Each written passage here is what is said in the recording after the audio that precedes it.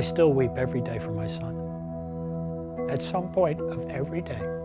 When I heard the news that the tower had come down, I knew in my heart of hearts that Wells was gone. Without him, I wouldn't be here. He saved my life. That was a beautiful thing for them, too, that they would know who this man was. It's all right here in this red bandana for me.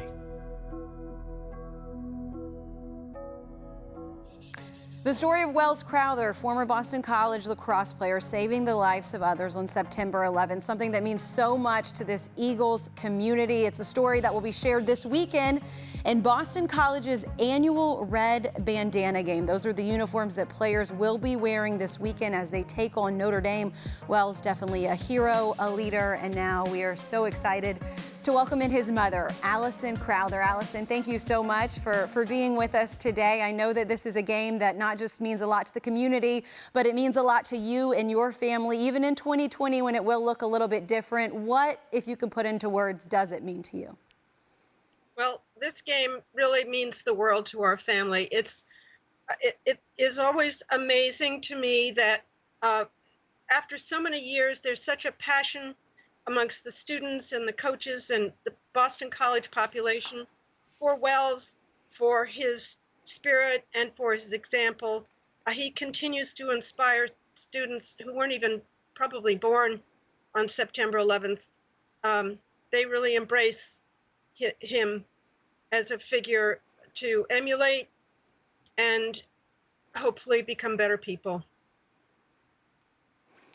Well, Mrs. Crowther, I could tell you he inspires us all to hear and learn about what he did on that day is simply amazing. So happy to have you tonight. But I know with restrictions of the season and fans not necessarily being able to be in full capacity at the games this year with college football, do you have any plans for this Saturday as far as still being able to watch the game? Oh, absolutely. I'll be watching and cheering. Yes.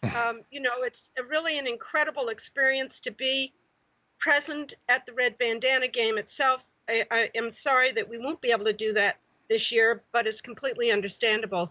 To feel the excitement and the enthusiasm, you can literally cut the atmosphere with a knife. It's just a beautiful thing and always brings our family so much joy and comfort to know that Wells means so much to the Boston College students and alums.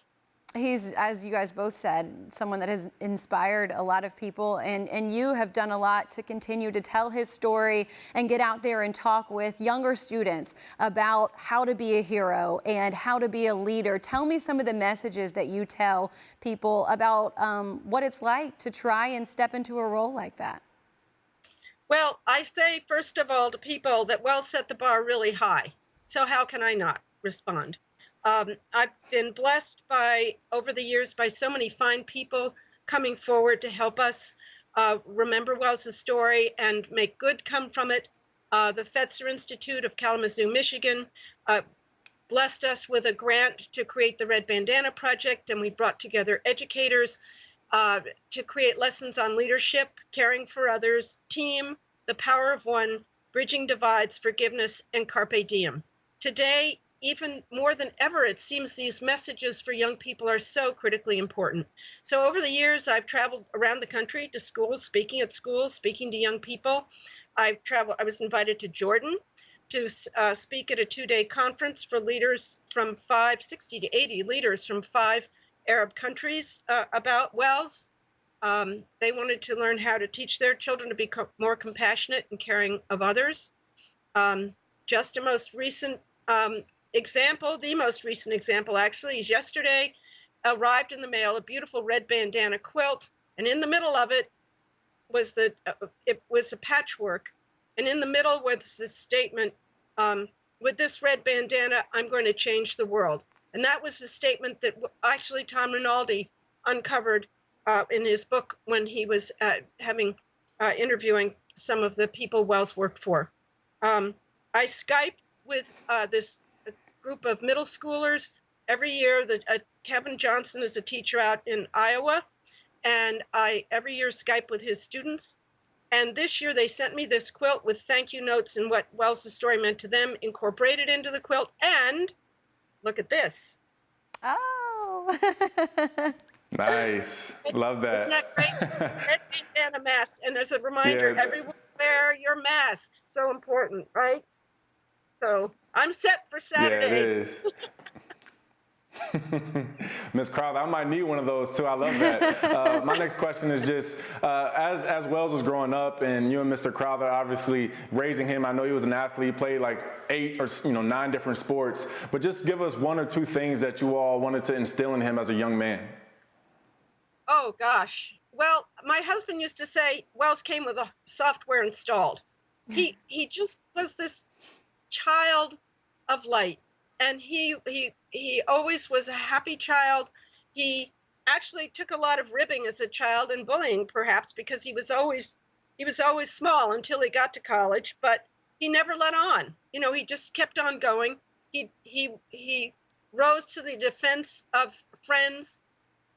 My husband would say, Wells, don't ever start a fight, but if one begins, be sure you finish it. That was a lesson my husband instilled. I, of course, was instilling the importance of good manners. And one day he came home after he was working in New York, and we were sitting at the dining table with his 2 sisters you see there, and Wells said, Honor and Paige, Mom was right. And oh, did my ears perk up. I was right about what? This never got the mouths of your children. And he said, Mom was right. Good manners are very, very important. So, it was things like that. Be honest, work hard, study hard. Whatever you do, try to be your very best at whatever you do. And so I think those were some of the lessons we tried to instill. And we always felt that Boston College had finished Wells and our other 2 children who all went to Boston College. They finished our children off as fine adults as we had hoped that we had been able to help groom all their lives.